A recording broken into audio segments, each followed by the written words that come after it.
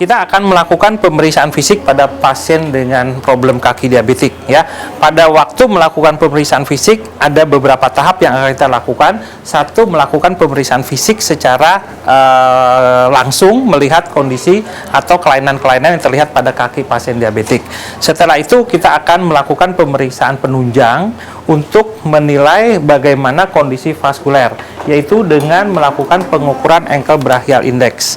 Ini adalah alat yang kita gunakan, handheld Doppler, di mana alat ini dengan bantuan mansetnya akan dapat melakukan pengukuran tekanan sistolik daripada arteri dorsalis pedis atau arteri tibialis posterior dan melakukan pengukuran tekanan sistolik dari arteri brachialis. Hasilnya kita akan buat sebagai rasio antara tekanan sistolik ankle dengan brachial.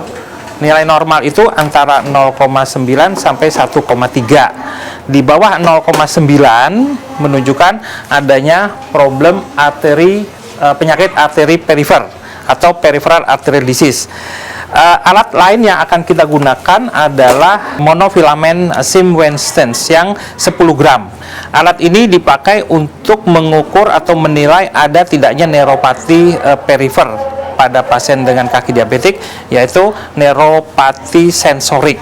Ya, dengan melakukan pemeriksaan monofilament ini kita akan mendapatkan nilai apakah pasien itu dengan neuropati ada atau tidak. Ya, alat berikut yang kita pakai adalah garpu tala dengan frekuensi 128 Hz. Dengan alat ini kita akan mendapatkan gambaran apakah ada neuropati proprioseptik. Ya, jadi nanti kita lakukan pengukuran. Biasanya kita lakukan pengukuran dengan memberikan getaran pada bagian-bagian tulang yang menonjol, seperti pada jari nomor 1, pada malleolus lateral atau medial, atau pada tibialis anterior. Oke, ini beberapa alat yang sederhana yang sebenarnya bisa dilakukan untuk mendeteksi secara awal ada atau tidaknya gangguan pada pasien dengan kaki diabetik.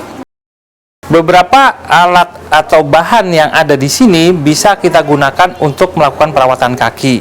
Biasanya kita bedakan kaki dengan ulkus atau kaki tanpa ulkus ya. Untuk kaki yang tanpa ulkus biasanya kita melakukan pembersihan. Setelah itu kita lakukan pemberian lotion untuk melembabkan kulit. Biasanya sambil memberikan lotion itu kita akan ajarkan pasien untuk melakukan hal yang sama pada saat di rumah. Nah, setelah melakukan pelembapan, kita akan melakukan perawatan kuku yang kadang-kadang terlalu tebal atau terlalu panjang, di mana tidak ada alat di rumah tangga yang bisa melakukan untuk memotong kuku. Kita akan menggunakan gunting khusus untuk memotong kuku yang agak tebal. Ya, ini alat khusus yang didesain untuk memotong kuku. Ya, alat lain yang kita gunakan untuk melakukan perawatan kaki yang bukan ulkus adalah dengan melakukan penipisan mata ikan atau kalus. Ya, jadi kita menggunakan scalpel dengan blade-nya sesuai dengan ukuran dan nanti kita sesuaikan dengan kebutuhan. Nah, alat ini dengan melakukan penipisan kita harapkan kalusnya bisa menjadi lebih baik. Jadi tidak menjadi faktor risiko untuk terjadinya luka. Oke, berikutnya setelah kita lakukan penipisan dengan kalus, untuk kalus-kalus yang kecil kita bisa menggunakan gerinda. Ya, nah ini biasanya digunakan untuk pasien yang dengan kalus yang kecil atau pasien yang sudah dilakukan penipisan dengan alat ini, kita lakukan penipisan dengan gerinda ini. Jadi kita akan mendapatkan kondisi atau hasil penipisan kalus yang menjadi lebih baik untuk permukaan kulitnya. Di dalam edukasi untuk kaki diabetik kita memperkenalkan beberapa alat yang biasa digunakan di rumah untuk pasien ya, seperti sikat yang halus untuk pembersihan kulit atau telapak kaki pada pasien. Biasanya kita sarankan menggunakan sabun yang lunak dan lakukan sikatan pada permukaan kulit yang kotor. Ini untuk menjaga higien. Untuk kalus yang sangat tipis, kadang-kadang pasien juga dapat menggunakan mungkin batu apung yang digunakan untuk menipiskan kalus yang masih sangat ringan. ya. Ini juga kita perkenalkan kepada pasien-pasien diabetes yang masih ringan.